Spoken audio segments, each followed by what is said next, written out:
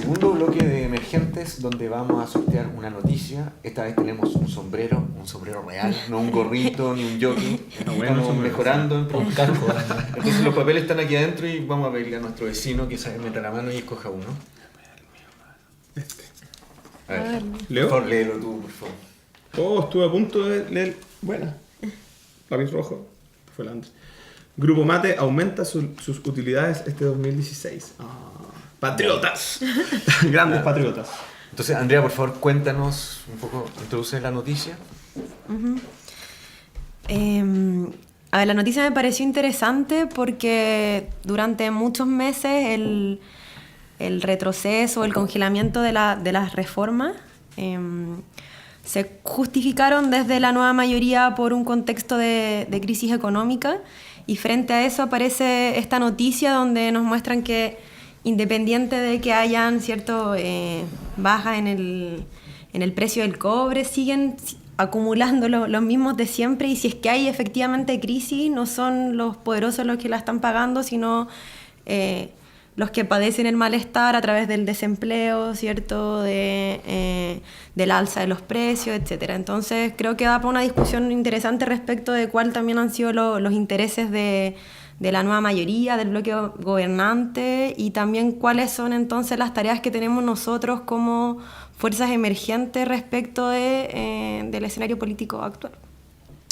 Sí, porque aquí además, está la postergación de ciertas reformas, digamos, o el avance de la gratuidad universal o ese tipo de cosas. Entonces también están pagando quienes aún no acceden a esas cosas, pero también estamos hablando de un grupo que forma parte de la colusión del papel, digamos. Exactamente. Entonces son los culpables de algo que fue muy, muy popular, digamos, entre este año en cuanto a noticias, y sin embargo ellos siguen ganando y cada vez más. Yo creo que es escandaloso lo que está diciendo de hecho, de verdad lo había pensado hoy día en la mañana, como hablar de eso, porque la cifra que leí, no sé, además que fue heavy, porque cuando estamos en época de bonanza económica o cuando queremos alabar a los empresarios, estos salen en los titulares, estas cosas, pero ahora pasó como piolita, así como, y entre otras cosas, el Grupo Mate se lleva 225% de utilidad en el primer semestre, era como una cuestión absolutamente escandalosa. Y estoy completamente de acuerdo con lo que dice la Andrea, pero iría incluso un poco más allá. Creo que esto demuestra que efectivamente el problema mayor siempre va a ser esa clase oligarca del 1% que se lleva, como ya lo han demostrado miles de estudios en Chile, el 30% creo que es como la cifra que se lleva, el 1% del más rico de Chile se lleva el 30% del Producto Interno. Hay que empezar a pensar entre nosotros, como los que estamos sentados acá, una reforma tributaria, una distribución de la riqueza ya existente, ni siquiera preindustrializar, ni siquiera sin necesidad de industrializar, de pensar en un nuevo proyecto nacional popular, de Estado compromiso, capitalista y todo. Es cómo, en el fondo, echarle mano a la riqueza desmedida que tienen ciertos grupos económicos que pueden, por un lado, coludirse y salir piola, como le pasó a las empresas Mate, que era impresionante. Yo me acuerdo que mostraban así como estos adalíes de la competencia, colgaban de sus empresas como para hablarle a los empleados, estas cosas de recursos humanos, decía así como, la competencia es lo más importante, y salía así los coludidos. ¿Cómo vamos a afectar efectivamente esos intereses que son los que la concertación y la derecha no han querido? Bueno, la derecha obviamente, pero la concertación no tan obviamente, pero finalmente muy obviamente han terminado por no tocar de ninguna manera y han hecho una reforma tributaria que fue realmente una vergüenza, o sea, una verdadera vergüenza. Fabián, por favor. Sí, mira, a mí no se me hubiera pasado por la cabeza traer una noticia de los mates de acá porque... Perdón. No, pero Por molestar. Know your enemy. En realidad me genera soy súper parco, pero en realidad me genera una rabia, no la puedo mostrar. Movilizarla. No la puedo demostrar, así que me la tengo que interiorizar. La melancolía, Sí, pero bueno, igual, la melancolía, esta rabia que nos da nos tiene que servir para hacer algo. O sea, la rabia tiene que ser creadora de algo, si no, no sirve para nada. Bueno, así que voy a hacer que mi rabia se convierta en... Eso. Póngale todo. En un argumento, claro. No, me parece que es sorprendente y a la vez es muy gráfico de nuestro país lo que trae la noticia, en el sentido de que evidentemente el discurso de todo el primer semestre fue que cada una de las reformas que se estaban planeando que no son ninguna maravilla, pero que se tomó Mucho ajuste. mucho ajuste. Cada una de esas reformas, desde estos sectores poderosos, plantearon el tema de, no, acá se va a perder la economía, acá va a haber problemas. Agoreros. Va a caer la economía del país. Y esa es la técnica discursiva que tienen acá los empresarios, los poderosos, etcétera, para no hacer cambios.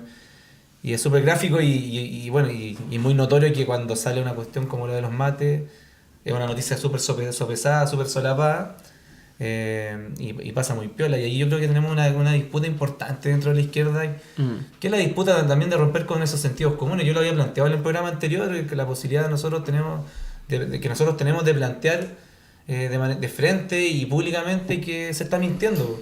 Lo digo también porque, por ejemplo, cuando el movimiento No Más FP plantea la posibilidad de cambiar a todo el mundo al fondo E, también salieron los agoreros a decir acá se va a caer el sistema, acá no va a funcionar, y resulta que el otro día sale Que es el más rentable. El fondo E ahora es el más rentable y con más futuro, entonces acá los agoreros tienen para todo.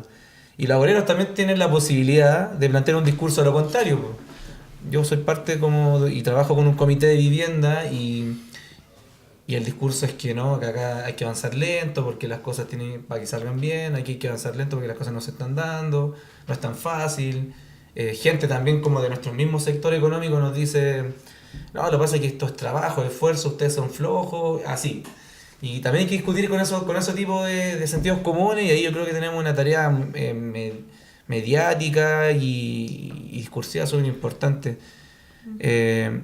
Y por último, una cosa que me parece también fundamental, que no tiene que ver directamente con la ganancia de los poderosos, pero sí tiene que ver con esa forma de organización y por qué es tan importante que haya una emergencia de una nueva izquierda o una izquierda como alternativa. Es porque los empresarios son un verdadero movimiento político, en el sentido de que cuando necesitan defender sus intereses, se junta con este otro y con este otro y presionan al Estado como no lo haría ninguno de nuestros movimientos. Y ahí yo creo que también tenemos una tarea de confrontación importante. O sea, no solo tenemos muchas tareas.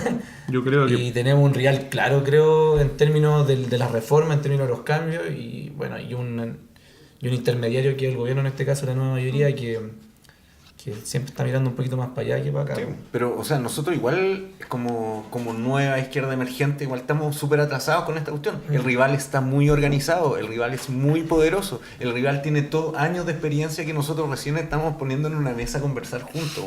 Sí. Entonces, eso me parece como la falta de claridad que podemos tener también de este lado para ver la magnitud de la tarea que nos toca adelante. O sea, en Chile la historia no nos puede hablar. O sea, aquí es uno de los pocos países donde el ejército bombardea la casa presidencial. Eso quería hablar yo. Entonces, ¿de qué estamos hablando? O sea, nosotros estamos como en la A y ellos están mucho más avanzados. Yo creo que a propósito del primer bloque, digamos, y de los usos como estratégicos del tema patriótico, o sea, yo creo que eso sí es algo como a tocar completamente. No hay nada más, a la larga no hay nada más antipatriota en el sentido como de una identidad colectiva, comunitaria, que la hiperconcentración del poder económico y yo creo que el proyecto restauratorio de la dictadura en ese sentido logró una cuestión bien como terrible, pero muy a la larga muy, muy poderosa, que era como esta mezcla entre una identidad patria, xenófoba, racista, comunitarista, chilena, de reivindicación, y lo que decías tú, una apertura económica absoluta, que es como el gran proyecto neoconservador que logró. Y yo creo que a eso hay que oponer, la izquierda tiene que oponerse con una planificación de un tema que es fundamental, que lo tocaba el Lucho y lo venía pensando algunos en Revolución Democrática, lo estamos pensando hace un tiempo, que cuál es la relación que se va a tener la izquierda, por ejemplo, con el ejército, con las Fuerzas Armadas. Las Fuerzas Armadas en Chile normalmente, históricamente han estado siempre, prácticamente siempre, salvo algunas excepciones muy pequeñas, asonadas como Marmaduke Grove o quizás los que se opusieron un poco al golpe, del lado de los poderosos y la oligarquía. Y yo creo que cualquier proyecto serio de mesa de izquierda, frente amplio o popular que nosotros formemos, tiene que preguntarse esa cuestión, aunque nos dé un poco de urticaria, porque yo creo que es un tema que a todos en la izquierda, por el excesivo militarismo y por la represión y por obviamente la herencia dictatorial, le hacemos un poco el quite. Yo creo que es fundamental saber cómo se va a comportar las Fuerzas Armadas llegado el momento en que se afecten los intereses de las clases oligarcas más duras y que son los mates que pueden tienen ese nivel de profecía autocumplida en el fondo, porque son ellos mismos los que salen diciendo ¡ay, que la cagada! Y después salen ganando esta cantidad de plata. Igual nosotros, al menos desde Izquierda Libertaria, hemos sido súper claros con respecto a qué es lo que hay que hacer con las Fuerzas Armadas, y ahí es fundamental, yo creo, dos cosas. Lo primero es que estas tienen que ser democratizadas.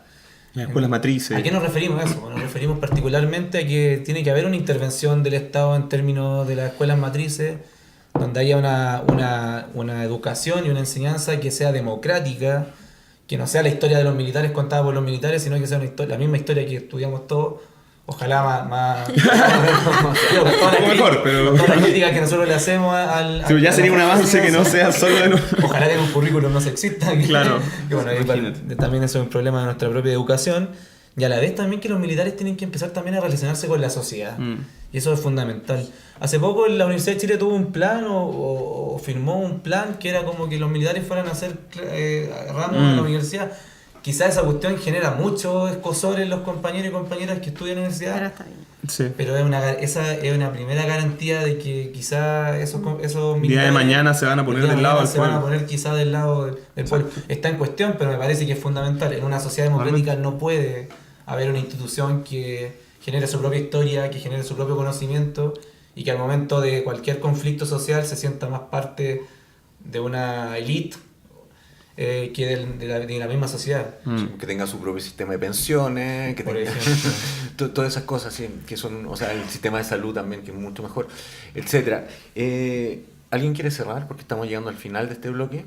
Andrea, por favor. ¿Cómo presenta el tema? Sí, quiero cerrar yendo un poquito atrás. Yo creo que es importante reconocer la oportunidad histórica que tenemos como fuerzas emergentes y ahí ver que si esta noticia hoy está solapada, ¿cierto? No aparece en un titular, es porque también ha dejado de hacer sentido la tesis del chorreo. Ya las grandes mayorías no creen que si les va bien al 1%, a ellos también les va a ir bien. Y yo creo que hay que aprovechar ese malestar, politizarlo y construirlo en un proyecto político alternativo. No, genial. Esas son palabras de cierre y con esto llegamos al fin de este segundo bloque y nos encontramos en el tercer bloque donde vamos a sortear al personaje.